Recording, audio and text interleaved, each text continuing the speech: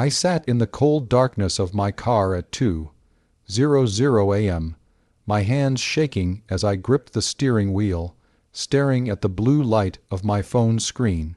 I had just finished blocking every single member of my family, and for the first time in 24 years, I felt like I could actually breathe. How would you feel if you spent your entire life being the reliable one, the straight, a student, the one who worked 2 jobs to help pay for your own college, only to watch your parents hand over the keys to a brand new BMW to your sister who has never worked a day in her life? And then, to top it all off, they handed you a literal $2 bill as a joke, telling you that since you're so successful, you clearly didn't need anything else. Was I wrong for cutting them off right then and there? Or would you have walked away from that dinner table too? I need you to hear the whole story because this wasn't just about a car. It was about 2 decades of being the invisible daughter. My name is Maya, and I grew up in a house where the rules were always different depending on which child you were. My sister, Chloe, is 2 years younger than me, and from the moment she was born, she was the golden child. I don't say that with bitterness, well, maybe a little, but it was an objective fact. My parents, David and Sarah, treated Chloe like a delicate glass doll that might shatter if she ever had to face the real world.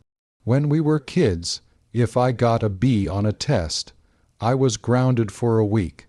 If Chloe failed a class, my parents would schedule a meeting with the principal to explain how the teacher wasn't accommodating her unique learning style. I started working at a local grocery store the day I turned 16 because my parents told me that if I wanted gas money or clothes that weren't hand-me-downs, I had to earn them. Meanwhile, Chloe got a weekly allowance that was more than my bi-weekly paycheck, just for keeping her room relatively clean. I worked hard because I thought that's what was expected of me. I thought that if I showed them I was responsible and capable, they would finally look at me with the same pride they had when they looked at Chloe. I graduated high school as valedictorian. My parents showed up late to the ceremony because Chloe had a minor breakout and was having a meltdown about it. They missed my speech entirely. When I got into a prestigious university with a partial scholarship, they told me they couldn't help with the rest of the tuition because they needed to save for Chloe's private high school tuition and her future. So, I took out loans, I worked as a resident assistant to cover my housing, and I spent my summers working 60-hour weeks in a warehouse. I did it all. I graduated, got a decent job in marketing, and moved into a small, cramped apartment. I was proud of myself, but I was exhausted. 2 months ago, my parents called me and said they were planning a huge family dinner for my 24th birthday and Chloe's 22nd birthday, which fall in the same week. They told me it was going to be a life-changing night and that they had a huge surprise for both of us. For a split second, I let myself hope. Maybe they realized how hard I'd been working. Maybe they were going to offer to help me pay off a chunk of my student loans as a graduation/birthday gift. I spent the weeks leading up to the dinner feeling lighter than I had in years. I even bought a new dress for the occasion, thinking this was the moment our family dynamic would finally shift. When I arrived at their house, the driveway was empty, which was strange. Usually, my dad parks his truck right in front. We sat through a long, tense dinner where the conversation revolved entirely around Chloe's latest business venture, which was really just her trying to become an influencer while my parents paid her rent. I kept trying to chime in about my recent promotion, but my mom would just nod and say, "That's nice, dear. But did you hear that Chloe got a brand deal for teeth whitening strips?" I just sat there, picking at my salad, telling myself to wait for the surprise. Finally, my dad stood up, his face beaming with a kind of joy I hadn't seen him direct at me in years. He told us to follow him outside. We walked onto the driveway, and there it was, a brand new white BMW with a massive red bow on the hood. The headlights flashed as my dad hit the key fob. Chloe started screaming, jumping up and down and sobbing. She threw her arms around my dad, shouting about how it was the exact model she wanted. My heart was pounding in my chest. I thought, okay, maybe there's a second car, or maybe they bought this for us to share, or maybe this is the big one for her, and mine is coming later. Then my mom turned to me. She had a huge, mischievous grin on her face. She reached into her pocket and pulled out a small, rectangular envelope. She told me that since I'm the independent one and the big success story of the family, they knew I'd appreciate something more symbolic. I opened the envelope. Inside was a crisp $2 bill. That was it. No check, no card, no "we're proud of you." Just a $2 bill. My dad chuckled and said, "It's for good luck, Maya. You've always been so good at making your own way. We knew you didn't need a handout like your sister does. This way, you can say you started your next chapter with a little extra in your pocket." I looked at the luxury car, then at the $2 in my hand, and then at Chloe, who was already sitting in the driver's seat, revving the engine and taking selfies. I felt a coldness wash over me that I can't even describe. I didn't scream, I didn't cry, I just stood there. So, that is the situation I was in. I was standing on that driveway, holding a joke of a gift while my parents celebrated giving my sister a $40,000 car for doing absolutely nothing.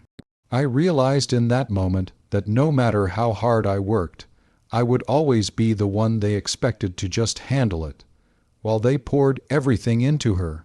Before I tell you what I did next and how I handled that 2:00 a.m. exit, I want you to pause and comment below. What would you have done in my shoes? Would you have laughed it off and gone back inside for cake? Or would you have reached your breaking point? I really want to know if I'm the crazy one here. I didn't say a word. I tucked the $2 bill into my purse, walked to my 10-year-old sedan that was making a clicking noise in the engine, and I drove away. My mom called out after me, asking where I was going since we hadn't had dessert yet. But I didn't look back. I drove straight to my apartment, but I couldn't sleep. The silence of my place felt heavy. I realized that as long as I kept the door open for them, they would keep walking all over me. They would keep expecting me to be the strong one, while they treated me like an afterthought. At 2:00 a.m., the texts started rolling in. My mom sent a photo of Chloe drinking champagne in the back seat of the BMW. Then a text followed. "Maya, why did you leave so abruptly? It was very rude to your sister. She wanted to take you for a ride." Then my dad chimed in, "Don't be jealous, Maya. It's not a good look on you. We've given you a great upbringing and you have a career. Chloe needs the help more than you do. You should be happy for her." That was the final straw. They weren't just oblivious. They were gaslighting me into thinking my hurt was just jealousy. I sat on my bed and started typing.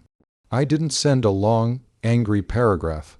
I didn't give them the satisfaction of a fight. I simply went into my contacts and blocked my mom. Then my dad, then Chloe, then my aunt and cousins who I knew would be flying in to defend them by morning.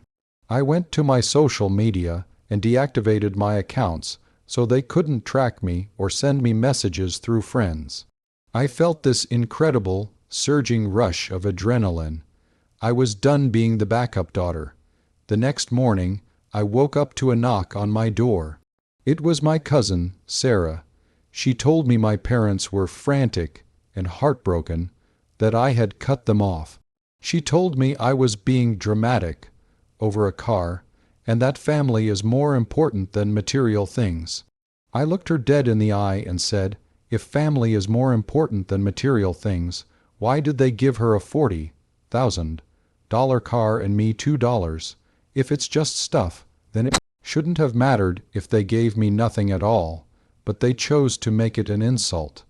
I shut the door in her face. It's been 3 weeks now. I haven't spoken to them once. I heard through the grapevine that Chloe already scratched the side of the BMW and my parents are paying for the repairs.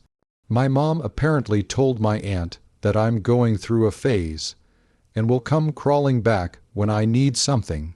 Little does she know, I've never needed them for anything, and I'm certainly not starting now. I've never felt more at peace. My bank account might not have a BMW-sized deposit in it, but my life is finally free of the weight of their expectations and their blatant favoritism. I kept the $2 bills, though. I keep it in my wallet as a reminder of exactly what my place was in that house, and why I'm never going back. It's hard to walk away from the people who raised you, but sometimes the only way to find your own value is to leave the people who refuse to see it. I realized that my independence wasn't a reason for them to neglect me. It was a testament to my strength, and I deserve to be around people who celebrate that strength instead of using it as an excuse to ignore me. I'm starting fresh, and for the first time, I'm the priority in my own life. Like this video if you think I made the right choice by blocking them and moving on. Subscribe for more stories about standing up for yourself and finding your worth, even when it's hard. And please, share your final thoughts on this whole mess in the comments section. Have you ever dealt with a golden child, sibling, or am I the one being dramatic here? I'll see you all in the next story.